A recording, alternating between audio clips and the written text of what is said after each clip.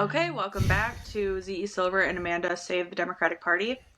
And hopefully in 2 years, I don't regret making these videos and saving Shalom the Democratic Chaverim. Party. We are trying to save the Democratic Party for two very different reasons. If you have not gone back to listen to the first episode, I highly recommend you do so. So then that way you, if you're a Republican, you don't think that Amanda is a traitor.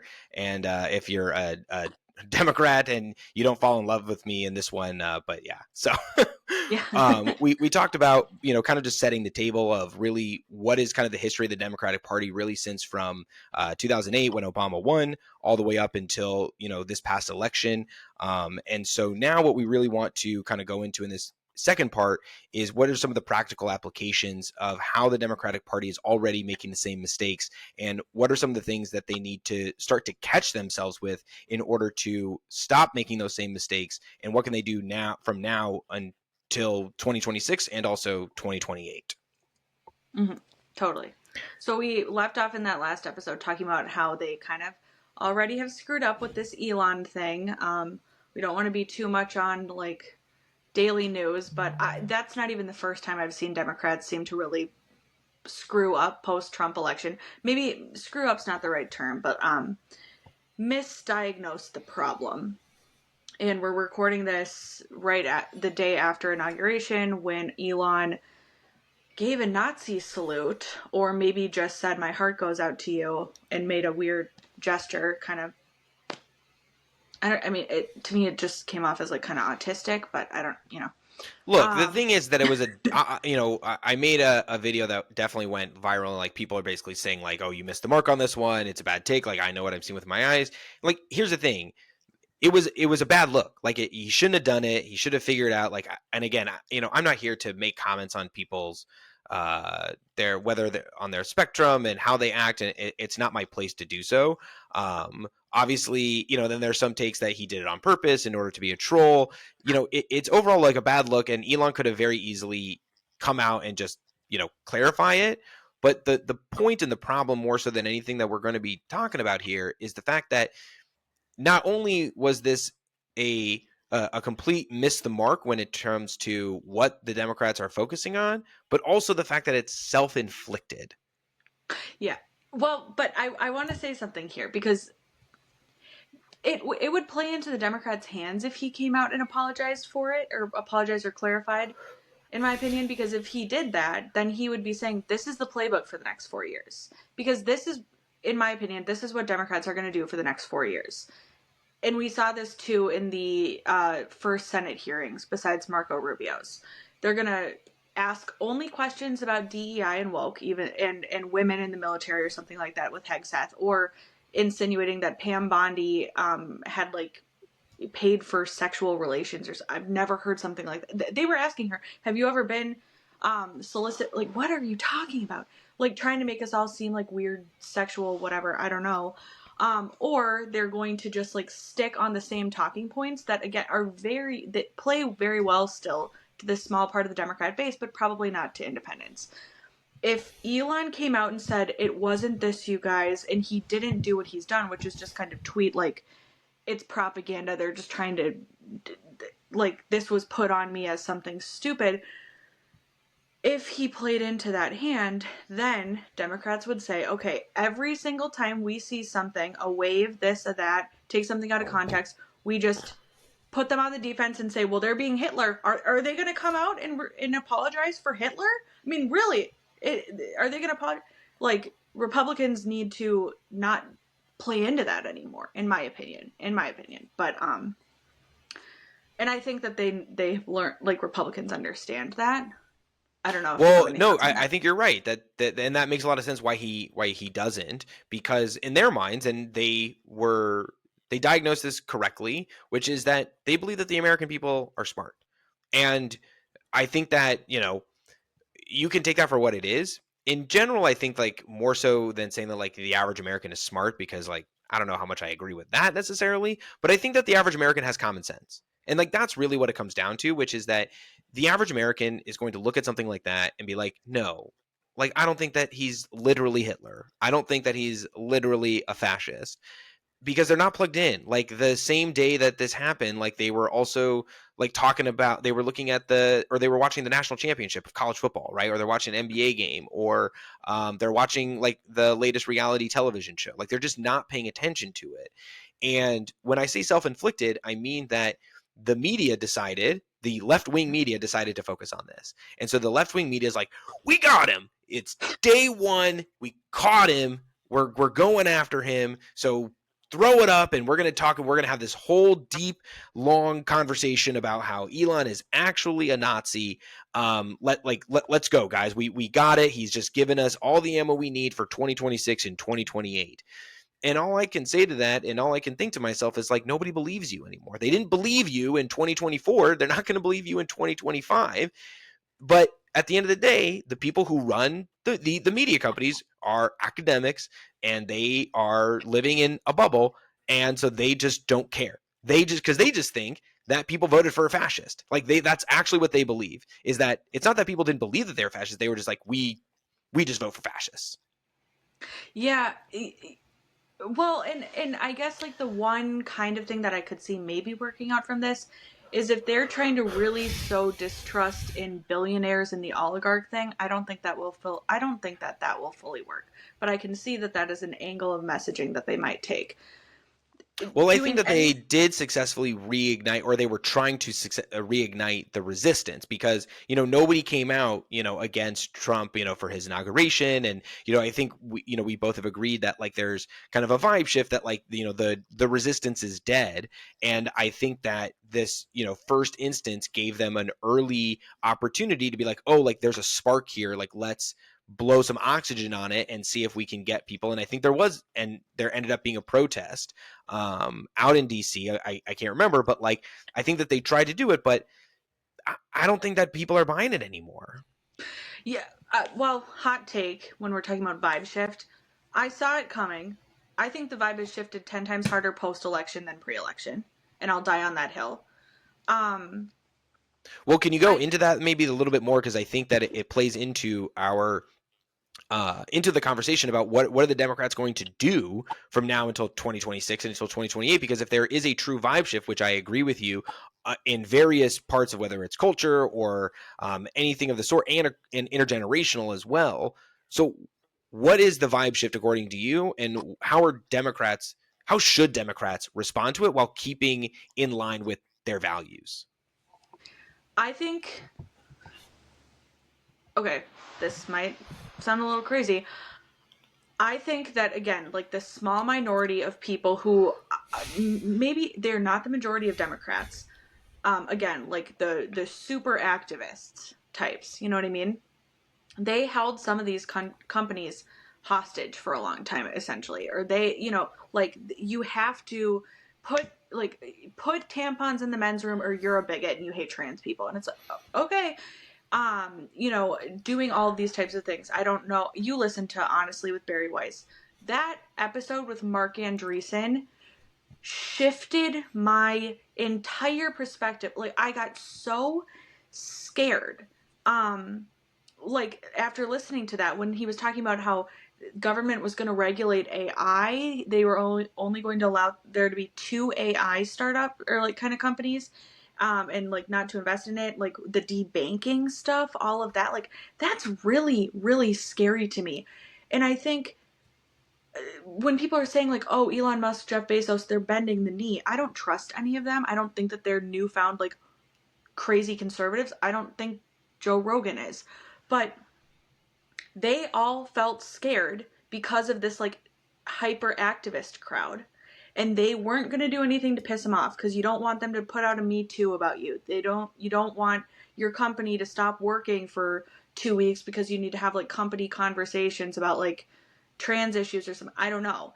And as soon as Trump won and it was like everybody has a collective sigh of relief, like, okay, these people are overrepresented than what actual people think. Actual people don't believe this, okay? Because actual people, if you believe what the media says about that stuff, then you would also believe that Trump, like you said, is a fascist, and people wouldn't have elected him, and they did.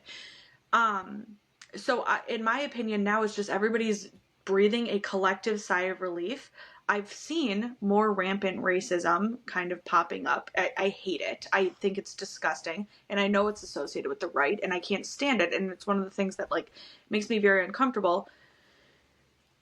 What I'm worried about is we're seeing bits and pieces of that. I'm seeing bits and pieces of that. And if the Democrats start to just go back into their talking point of like, see, they're racist again, I don't think enough people trust them anymore on that kind of thing. You know what I mean? And I just don't think that we want to be having conversations back and forth about like racism. So, you know, we'll see. We'll see what happens with all that. But in my opinion, the vibe shift just means like we're not going to deal with these niche issues anymore. One last thing I'll say. I don't listen to Tucker Carlson very much, but he said this on he was on some show.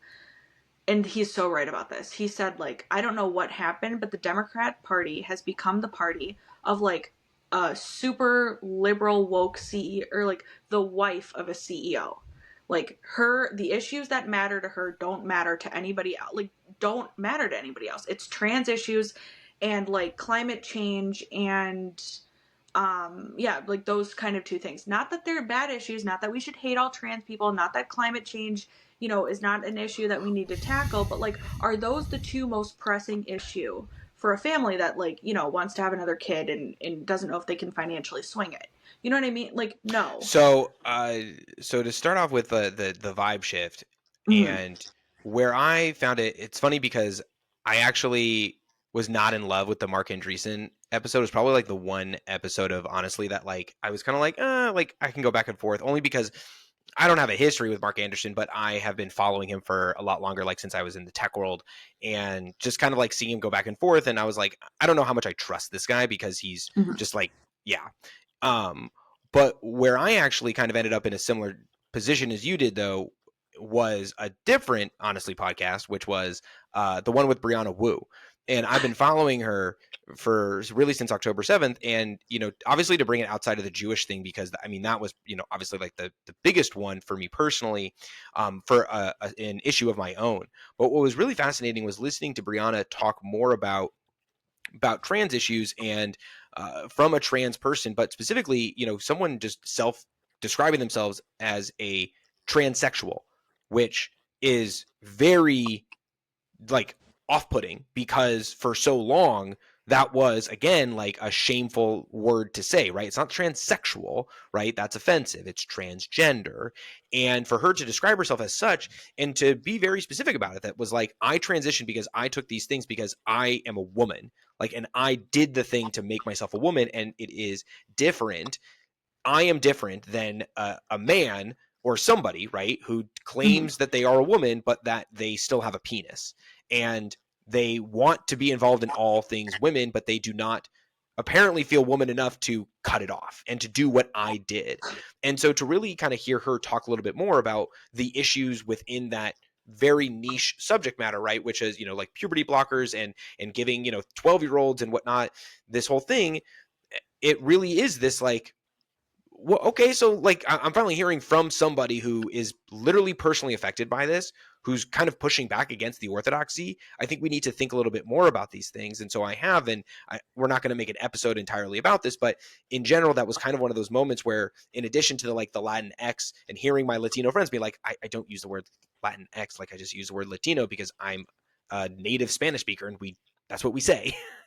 Or meeting log cabin Republicans who, gay men who are like, yeah, I'm gay and I know that the party doesn't really like what I do in the bedroom, but like being gay is not my full identity, and I work within the party in order to make it better and improve its positions on gay marriage and all other issues relating. But like, it's just not my identity. And hearing more and more of this, and I think probably that person, Brianna saying that was kind of like this really big thing because it is such a device. It's such an issue that it's like, it literally affects like the tiniest percentage of people, but it almost has the greatest impact of symbolizing whether or not you are a bigot or like you're with us. And so giving the space to have those real types of conversations, that's not like, oh, well, now I'm going to start, just making a bunch of transgender jokes. But I do feel more comfortable being like, hey, like maybe we should have a real conversation about whether we should give puberty blockers to 11-year-olds, right? And whether Mm-hmm. the state should ban that, right? Because we don't want to allow, frankly, like, you know, suburban mothers who are super academic and they're like, oh, well, I want to support my 8-year-old, you know, who doesn't have a fully developed brain enough to, you know, get a tattoo or to drink alcohol, but to decide like what gender they are. And they're going to do something that is going to like cause irrevocable damage. Totally. And so that was kind of like my big thing in terms of the vibe shift. And it's really interesting because I hate agreeing with Tucker Carlson, and I agree with his diagnosis, but not necessarily like the method or like the analogy, Yeah. which is, and this is something that I've always, that not always, but that I've thought of for a very, very long time, really since probably 2016, which is that they call it limousine liberals, right? Which is that it's not necessarily about like the suburban, you know, housewife, right? But that like the Democratic Party is, again, focused on there's a portion of the Democratic Party that is focused on these existential things, like for instance climate change. I have a friend who says that, like, I asked him, like, what do you think is the most important you know, issue of our time, and he says it's climate change, and I will vote no matter, for whoever is the most adamant about it. And I was like, why? He goes, because like it's a threat to the long term like to the long-term survival of our species. And I said, I totally understand that, but also, like, what do you do about, like, if you want to get rid of oil and gas, like, what do you do about the millions of people that work there, right? And what do you do about, you know, making sure that we can get from place to place in our cars, or that our lights will turn on, or that our stoves will heat up, or anything of the sort? And he didn't have as much of a response to that, because in his mind he says none of that matters, because in the long term, if the world is on fire, like, it doesn't matter who has a job. And that's fine and dandy to think about when everything is going fine and dandy in your life, when you have health insurance, when you have a roof over your head, when you're not concerned about paying your bills or anything of the sort. And so as a result, he has the brain capacity to think about existential ideas, existential problems, like you were saying earlier, which is, how do we just focus on the things that are affecting people right now? Like, for instance, not feeling safe in their cities. Mm-hmm. Well, and okay, and then that's another. This is another thing I think about, like what the Democrat, like kind of what they're going to have to do to overcome all of this. I really think that the Democratic Party just needs to rebuild trust with people, because a lot of the big problems that people have with Democrats right now are either like a branding problem, again, like focusing on like the CEO wives issues, or like governance failures, which can only be attributed really to like Democrat run cities, you know? And so, you know, if government's most basic function is to, like, you know, build roads, and which Democrats are better at, I will give them. I don't know, but roads are never great. You know what I mean? Like, I don't Well, know. so Where I live, always. I'm gonna, because I think I know what you're talking about, because this is what my problem is, that as Republicans, you are saying government doesn't work, so we're going to keep government small. And in the places where you have, you know, Republican controlled cities, you have Republican controlled states, it is controlled by Republicans because it is made up of people that have accepted that they really don't care about the things that could be improved by government, because in the trade-off of things, they will take the freedom over the quality of life, essentially, right? Like, they'll accept the idea. Well, let me clarify Okay. what I mean by that. For instance, like, they will accept not having a great education system for the most part, because the trade-off is lower taxes and guns and all of the other aspects of freedom and individual freedom that come along with it. And they're okay with that trade-off for the most part, versus in the Democratic controlled places, they are people who fundamentally believe that government is good, and they are controlled by governments who believe that they are better at governing than Republicans, and yet they don't govern better. And also, you don't get the trade-off, like, you still have high taxes and bad government. So I would push back, because I think the Republican Party is a big tent party that has probably become too big. Not that I want to kick people out, but Which happens all the time. which happens all the time. But there are people who are Republican who want good, like, who want both, you know, not restrictive gun laws and whatever, but also want good schools. Like, I think that Republicans have a different thought on how to have a better Well, I school. guess Like, I'm thinking about yeah, the comparative, right? So like yeah, what is the California version of Republican? And the answer is Texas, right? Miami. What? Oh, I would have said Miami. Like Miami's like the one big city. Miami's like the one big city with a Republican mayor. No, what I meant was that like Oh, the version of California, right? A one party rule, right? Where like there's just no chance of Republicans ever coming into play, and all the cities are controlled by, okay. for the most part, right? Like it's like you're looking at Texas, right? Like the Democrats are never going to control Texas. The legislature is Republican. The governor is Republican. You obviously have blue parts like Austin, or like you have a bluish, you have blue city in Dallas, but Lubbock, Houston, El Paso, right? You have big cities in there, right, that are controlled by Republicans. And so in their minds, right, and there's plenty of problems in Texas. But the people in Texas who live in Lubbock, right, or who live in just outside of Houston, or they live in Odessa or Midland, right? They probably, yes, want better schools, right? And they want, things to be better.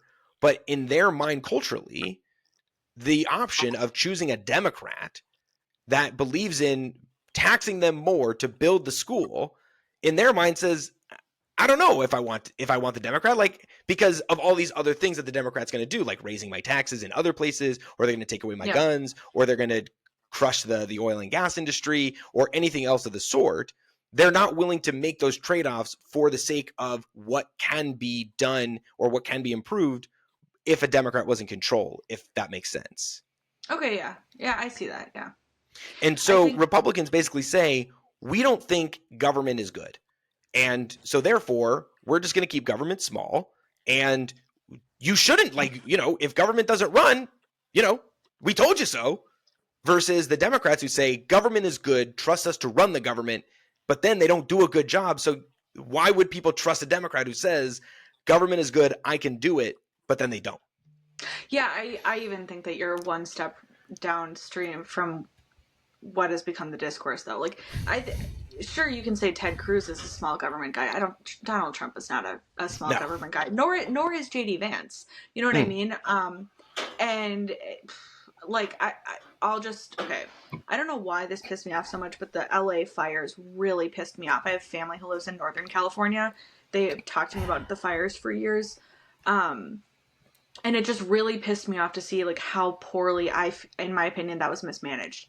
And You're not alone. I got into a fight on Twitter with some girl because she tweeted, it was like quote tweeting Rick Caruso that he protected this mall he owns in the Pacific Palisades. It's like one of the only things that I guess didn't burn down. And she's like, I didn't know who this person was. She tweets, why are more people not upset about this? Why did he not, protect, like, why didn't he protect people's homes and instead protected his business? And why is this not more publicly available? And I got so mad. I'm like, why would a private business owner not protect his business? And it's like, what do you mean? What do you mean? Why aren't private firefighters more available publicly? If it was the fire department is supposed to be that. Right, that's what I was going to say. Like, why are you not mad that right. And again, that goes to the privilege versus the disadvantage, right? Which is that they're saying that it's a privilege, and it really should be the baseline. That should be the baseline. But also, why aren't private planes more accessible? I'm sure it's much better if you have small kids to fly private. Private industry will eventually drive down that cost. You're already seeing private, like semi-private, whatever takeoff. We'll see. We'll see if the economy crashes, if that maintains itself. I just saw one that's for dogs. If you live in LA and you have a dog, you can take a dog. Listen, I could go on and on and on about that. But what pissed me off is then I checked this girl's profile. Because to me, what everything I just said, and I know we're not really giving our opinions, but what I just said right there, that is basic Republican thought. You know what I mean? Like, yeah, a private citizen is going to protect their private property before somebody else's, and that's just kind of, it is what it is. And like, what do you mean making a luxury service more accessible? Like that does not compute. I click on this girl's profile. She is a Republican elected delegate in Orange County. And I'm like, oh, the tent is too big. The tent is too big. Like, that should be the most basic. I understand having that ideological position, but like, what are we going to do now? Make the Republican Party the one that's like trying to even it out and like spread the whatever? Like, no, like you need to have yin and yang. That is not yin, that's yang, or I don't know. Like, I don't know how that fits together long term. Anybody can have that. Anybody listening, you can have that perspective. I'm fine with you having that perspective. What I'm not fine with is long term how our party is going to, or how this Trump coalition is going to remain if you have people who fundamentally believe it is the government's job to not make the LA Fire Department able to fight the fire and fill the reservoir and fill the fire hydrants, but instead yell at Rick Caruso for protecting his private business, which, you know, I don't. Well, Sorry, and I think that, that's not that goes into a lot of the people, frankly, like, the limousine liberals who love to talk about climate change and they love to talk about fascism and democracy, right? Because like they have the brain capacity to do it because they live in places like the Pacific Palisades. And don't get me wrong, like that isn't something to laugh at or to be smug about. And I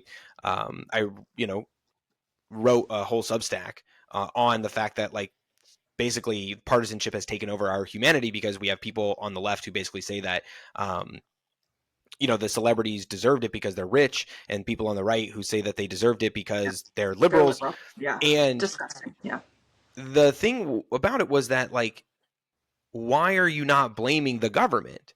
Like the government's responsibility, the first and foremost, is to protect you, is to make sure that you are safe. Like that is the foundation of the social contract. You give up some of your liberties, you give up some of your freedoms in exchange for security. And that is security from enemies, that is security within the cities and your jurisdictions, and that is safety from natural disasters, right? And what's so fascinating for so many people, and I think why they're so befuddled and why that sense of trust is even more broken, is because for them, like they do pay these super high taxes, right? They do pay super high taxes at the city level, at the state level, and at the federal level. And in their mind, they're saying to themselves, okay, well, I pay all these taxes to the city, and the city apparently decided not to ensure that the reservoirs were filled up in case of this, right? I vote for people who supposedly believe in climate change, and yet they don't make sure that they have the resources in order to fight the natural disasters that they themselves admit are going to get worse here, right? Mm-hmm. That for hundreds of years, you have documentation about the like people who ran the missions, the Spanish missions say that you shouldn't build in certain places and you shouldn't build in certain ways because of the Santa Ana winds. And instead of, listening to the indigenous population who have been doing, forest management and, controlled fires for millennia, for thousands of years, they don't do this, but they make sure to do a land acknowledgement before they have the press conference about the fires that they couldn't control because they didn't listen to the indigenous populations. And that's where I think it's the sense of trust between me and this other entity, right? It's like, how do I trust you to hold your word? Because you told me that if I pay these high taxes, that I'm going to be better off than my fellow Americans who live in Republican places who don't pay high taxes, right? So you've already broken your promise to me. That's number one. But then the other thing too is I can't trust you because you have no credibility. Because instead of living up to what you said your ideals, which were, well, we believe in climate change, we need to focus on climate change. And so, okay, if you know that climate change is bad, then what are you doing to mitigate the problem, right? And instead they're like making sure that like, water goes back into the ocean in order to like save fishes, right? Or if you're going to claim that you respect the indigenous populations and you respect, the land and everything of the sort, well, why isn't the person who's in charge of the forest management service for the city of LA, why isn't that person an indigenous person? If you want to talk about actual diversity, if you want to talk about actual representation, wouldn't it make sense to put that person in charge? Because you get rid of all the DEI stuff anyways, right? I don't even want to talk about like, the head of the fire chief or, cutting this or that or whatever, diversity hires. I don't care about that. What really is the crux of the issue is the fact that it is becoming clearer and clearer that Democrats are not holding themselves to their own promises and their credibility is zero. And instead of acknowledging that they have no credibility, that they are hypocrites, They just accuse the other side of anything from being dumb to being a racist. So they probably shouldn't do that anymore. Yeah, step one: stop calling people racist and stupid because they disagree with you. That's our prescription number one. Really hard. That's going to be a really hard thing to snap out of, because I've been thinking this for a long time. Like, if you are one of the groups that are empowered to basically go in and call anybody you want a racist, and like you will respect me because I'm going to say this and you will listen, and I have this degree that tells me I can. I mean, if that is like, if they've elevated figures like that in the Democratic Party for this long, how do you take that power away from them? When I think about like Sunny Hostin. I actually think it's much worse. It's much worse than you think. I'm going to pull an Abe Greenwald right now from it's much worse than that, which is it's actually not about the elected officials. It's about the political operatives. One of the things that really struck me this time, that again, I admit I wasn't wrong, but I decided to allow my opinion to evolve and to change as a result of new information, which is that in 2016, when the big thing between Bernie and Hillary led to probably like the first step toward progressives basically screwing Democrats for the foreseeable future by claiming that Bernie had the election stolen from him, like their argument was, well, I don't know anybody that doesn't support Bernie. Like, I'm on here on Twitter all the time and I see them at all the rallies, and I don't understand how anybody could be supporting Hillary because I don't know anybody. Literally just like the version of when Republicans and MAGA were like, Biden definitely stole this election because I don't see any Biden signs anywhere around my neighborhood. And I'm like, okay. And to me, like, the response always was like, well, Twitter's not real life. Twitter's not real life. Twitter's not real life. And I said this for years. And then I started to see how since October 2023, since October 7th, how much the online discourse was impacting real life policy. Like, you literally saw the same talking points from what was happening on X and what was being spoken out loud by the president or by the vice president during this entire war and during this election. And I was like, what is going on here? Like, how are we having the same words? Like, why are we using the same language? And that's when I realized it's 2024. We're talking about 8 years later. So the people who are perpetually online, right, who were teenagers, now all of a sudden are like 22, 23 years old, and they just went through the Ivy Leagues. Or the people who were in the Ivy Leagues, they're now in charge. Like, that guy Bitar, I can't remember his first name, but like he was, the head of like, Students for Justice for Palestine nationally. And now he's like he was a deputy national security advisor. Like, that person who is super online and is super left wing and whatever, like, he is the deputy national security advisor and just got hired by Adam Schiff. Now that Biden is not in the White House anymore. Like, those are the people that are in charge of Democratic campaigns. Like political campaigns in general are run by the young. They're run by 22 to 40-year-olds who can manage the travel and eating pizza every night for dinner. And I did not think about this, but you're so right. Right? So my God. The people who have existed online, right, because they were born in 1999 or they were born in 2001, they're 23 years old, and now they are the staffers. They are what I was in 2014 running a state representative campaign. And they are completely online. They have no capacity to have any type of analysis. And on top of it, they are super academic in mind, right? They go to Columbia, despite how much the Democrats, again, talk about elitism and this or that or whatever, they still take everybody from Columbia, from Harvard, or whatever it is. Those people have gone through the ringer when it comes to all of that type of orthodoxy. And then they get put in charge of the DCCC.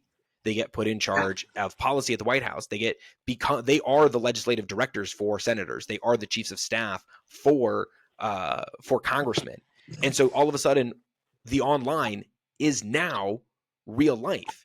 And the reason I bring all this up is because I don't know what to do or what the Democratic Party is going to do other than figure out basically how to hire an entirely new crop of operatives who don't hold these types of orthodoxies. I have two things to say about this. I would add on one layer of why it's bad. Oh, it's even worse. Sorry. It's even worse, guys. sorry, but I also see this as bad. I have this theory that we're starting to see political parties, especially, we're going to see them almost as extensions of their internet comment sections if you don't have a really big voice in charge. So like MAGA, I will say, like, they can be super annoying online, right? And a lot of, the people who are very annoyed by MAGA online are also very annoyed by Trump a lot of times, right? But like, Trump has such a big, boisterous presence. Who the hell can overshadow him? But when you have somebody like Kamala Harris, who I think did 7 hours of recorded interviews that could be watched of her, I saw that Trump did 40 something hours of recorded, like, for the time that they were both running. He had like 40 hours of like different podcast interviews, news interviews, whatever, press conferences, and Kamala Harris had 7 in that 100 or so days. When you have a candidate intentionally being that quiet, she becomes her comment section. So yes, Kamala Harris stayed away from, she didn't run that hard on like, I'm going to be the first black woman, I'm going to be the first woman, I'm going to be the first, Indian woman, or she didn't do any of that. But the comment section, the people who support her are all like, really? You just don't like her because she's a woman, and like, she becomes associated with that because she doesn't have a loud enough voice. In that case, because she chose not to, like, really Well, speak. in Kamala, I think is a. Oh, sorry. What was the second thing you were going to say then?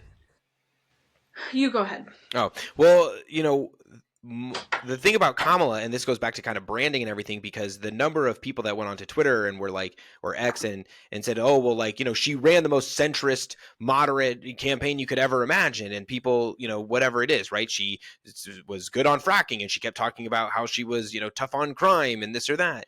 And, they shut down Tim Walz and so on and so forth. And my response always was, it's because it didn't matter what she said, because everyone believed her to be a San Francisco progressive. Her brand was too much embedded, in the same way that no matter how much Walmart could ever try to make themselves a luxury place to shop, nobody who wants to shop at luxury places is ever going to think that Walmart is luxurious. It's just a fact.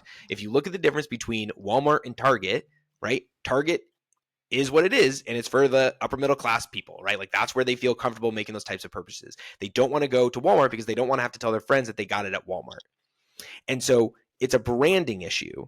And I totally agree with you that if you don't have a big voice that dictates what people really say, then everyone's just going to say whatever they want. And the rest of America is going to basically allow the loudest voice to represent all the Democrats, which is why no matter what any Democrat did, it was always Nancy Pelosi this, right? Or AOC that, or Ilhan Omar this. And it's that nationalization of politics as a result of technology and the internet and social media, because it didn't always used to be that way. But ironically, it's the Democrats that have not responded to this in the sense of, how do we accept the fact that we are now a nationalization of politics? And so therefore we actually have to be far more uniform or far more unified in terms of our messaging toward the middle, and that the base needs to, like, the progressives, who are not actually the base, and it's really more moderate black voters who are the base. Progressives need to decide for themselves that they're going to vote or not. And for the most part, we're going to tell them that, like, we don't need them, because we're going to go to the middle of the road, where we're going to be moderate and say, yes, we believe in, a better healthcare system that makes it cheaper, but we're not also going to get rid of private healthcare. And we're also not going to just ignore your plight in that way, like the way that the Republicans will do. And we're going to capture the middle. And instead, they just keep going back to the progressives, because the progressives online have convinced those in power that they are the base and they are the most important voting bloc, which they are not.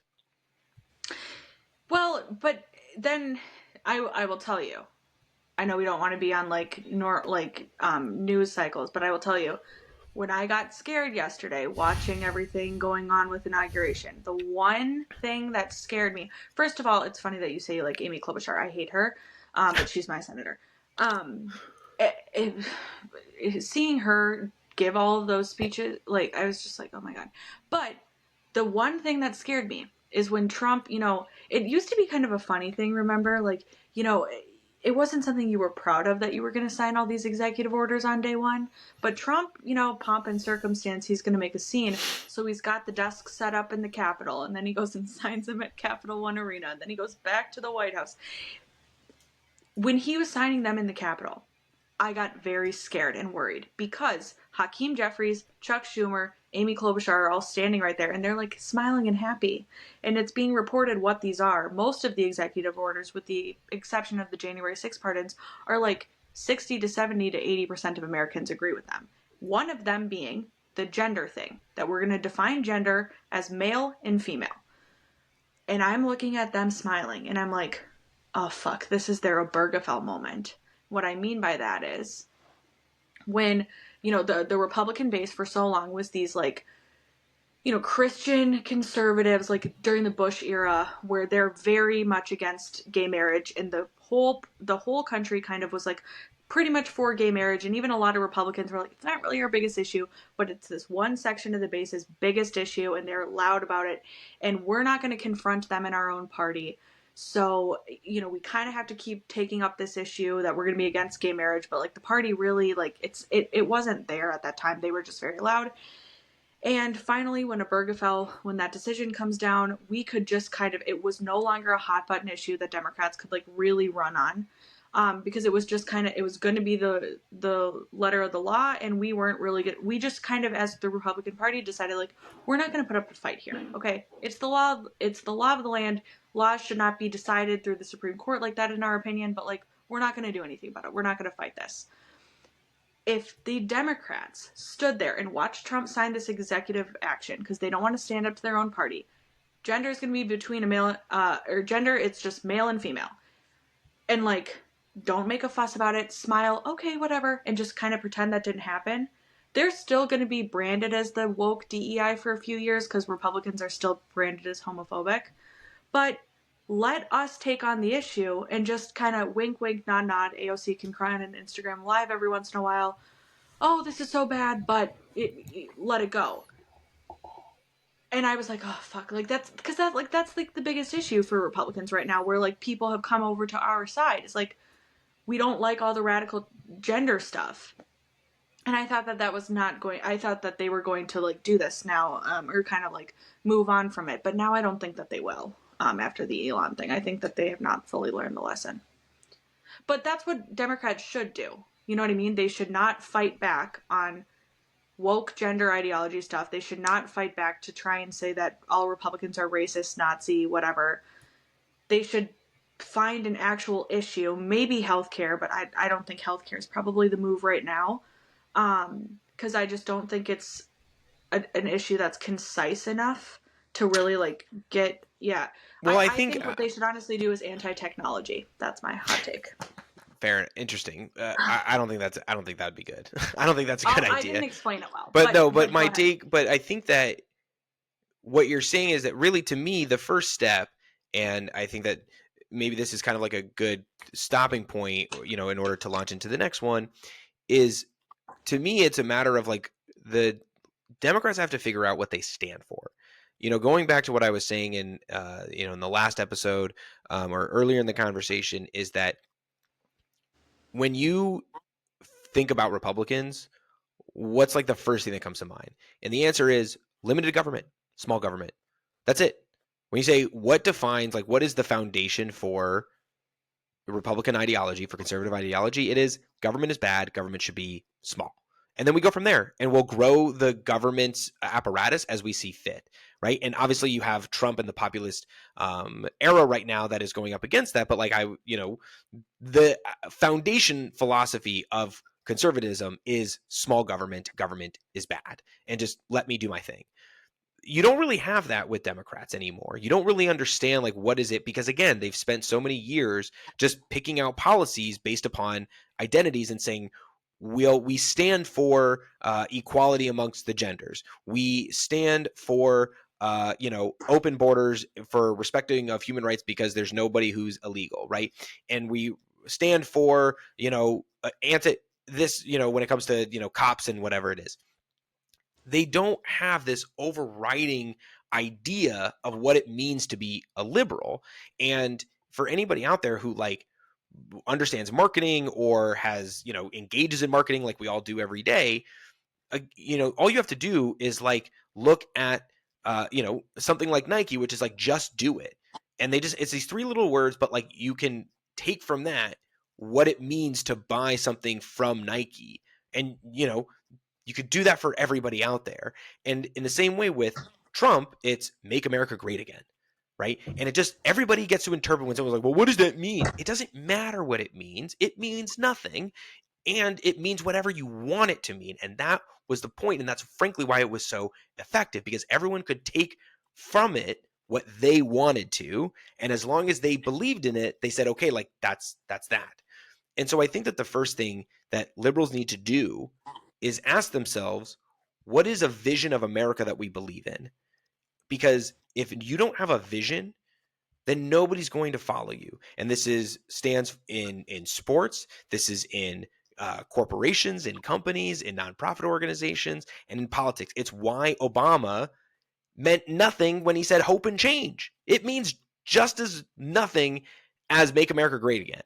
But you believed in hope. He believed in America that is hopeful, and we're going to change it to make it hopeful. And everyone's like, yes, sign me up. So the liberals have to figure out what that looks like, not just for this election, but just forever, because they're constantly focused on just winning the next election and not focused on actually building America, which is how you get this constant swing where they barely win to lose big, to barely win to lose big again. And so that to me is the first step. I would push back only to say I don't think that the Republican brand anymore is limited government or small government. I think the Republican brand now, in the Trump era and beyond, is not limited government. We're not going to push for that. I don't think that's true. I don't think that's true. I think that right now you have a populist. I think you have a populist person, but I think that if you were to ask your average Republican still, because they accept their contradictions. I don't think that if you ask your average Trump supporting Republican if they believe in big government or small government, they would say, I believe in big government. This is what I learned working in Republican politics, though. I don't think that that's a question that they really care to be asked or like really have an opinion on. I think if you ask the average person why they identify more with Republicans, why there were more registrations right now, they would say common sense. It's not about a particular direction of how the party should be or what they should push for or not. It's just like they are going to solve the problems, and it's like common sense, which is one of the things that I think the Republican Party is going to have a problem with in the future, is because right now, like Obama had, Trump has this coalition that I don't know that it sticks together. In 2028, if it's JD Vance, do Hispanics and black males vote for him at the same levels as Trump? Probably not, but I still think that JD Vance, despite being a populist himself, is still going to advocate for small government. I don't think that JD Vance is going to advocate for government intervention in healthcare and in taking away your guns and in higher taxes. Like, I just don't imagine any populist Republican saying we're going to he might do American protectionism, right? And your cost of living will increase because of like tariffs or something. But I can't imagine any Republican, regardless of they could be the biggest MAGA person on the planet, or they could be the most anti-Trump person, that they would say like, yes, I want more government in my life. Yeah, I don't think that they would even frame it that. I mean, JD. No, I know that they wouldn't frame it that way, but if you asked them and said, do you want more or less government in your life? They would say, I want less government, even if they end up voting for somebody that ultimately puts more government into their life. I think we have to agree to disagree on this. Right. I think that that's the incorrect way to frame it. Okay, fair enough. But we'll see. We'll see. One of us is going to be right. One of us is going to be wrong, right? Yeah, I think we should just ask a bunch of Republicans. I think we should just go out there and be like, and ask the question, we'll put a poll up that says, do you believe in bigger government or smaller government? Did you vote for Trump or not? And do you believe in big government or small government? And I'd be very curious how many people believe. Well, you're gonna win that one though, because yeah, like instinctively, yeah. But my thing is, I don't think that you should define it bigger or small government. I mean, like, Ivanka Trump, when she was involved in stuff, she was pushing for expanding the child tax credit. Then J.D. Vance, when he was asked questions, he wanted to, again, expand the child tax credit. It was a weird thing where, like, he was, he set a policy, and then Kamala Harris, like, adopted it and was like, no, I'm going to give you 6,000 instead of 5 the first Well, that's year. like the part that's the political philosophy, right? But it starts with like, should government be big or should it be small? And what conservatives have done over time is determine where they are okay with government being bigger. Whereas, like, I know people that are true conservatives, anti-Trump conservatives, who are definitively remain focused on making sure that government is small everywhere in whatever way. And that's where populists kind of diverge from conservative philosophy. But if you were to ask again, like your average Republican, they want less government in their life. Like, that's what it comes down to. When they think about it, they just want less government intervention in their everyday life, and they want less regulation, and they want government to run more efficiently, right? As opposed to Democrats, I think that if you were to ask the average Democrat, like, what are your thoughts on government intervention? Your average Democrat is going to suggest that they want more government intervention in order to fix the problems of everyday life and the existential problems that we have. That government intervention is either inherently good or is not inherently bad. Or as opposed to a Republican who will say government intervention is either inherently bad or is not inherently good. Yes. I'm just trying to solve. I guess where I would differ is I would say that parties are going to go the way of being personality driven. And like kind of the failure right now of the Democrat Party has been that they keep trying to remake Obama. And they try and redo the coalitions of Obama. And like the Republican Party is not so much low government as we are like Trump right now. And we're not going to be able to keep it together. And so, but Democrats need to find a new person. Maybe this is the next episode. Well, so then I was going to say maybe the next episode should be is in the same way that we saw multiple people trying to be Trump in 2024. Which is so cringe. Yeah. Right. But if you think about it, we saw a transformation. We saw people we saw Marjorie Taylor Greene. We saw Lauren Boebert. We saw Matt Gaetz. We saw Ron DeSantis. We saw Ted Cruz trying to do it. Like, we saw people trying to be, and JD Vance, right? We saw people trying to be Trump in various ways, right? They tried to be more insulting. They tried to, be as rambunctious as him and all these kinds of things, but nobody could be Trump. And in the same way that nobody could be Obama, and essentially because instead of trying to figure out, okay, how do we shape the Democratic Party around this new person instead of trying to recreate Obama, maybe what's going to happen is that after 2028 or maybe like 2032, you're actually going to see too many people trying to be Trump, and they're going to try to rebuild the Trump coalition, and it won't work because it's not Trump. And so we'll be in a cycle, and we'll be having this conversation about Republicans in 10 years. Yeah. Well, I think that does it for this episode. Thanks, everybody. Thank you, Amanda, and we'll see you on the next one.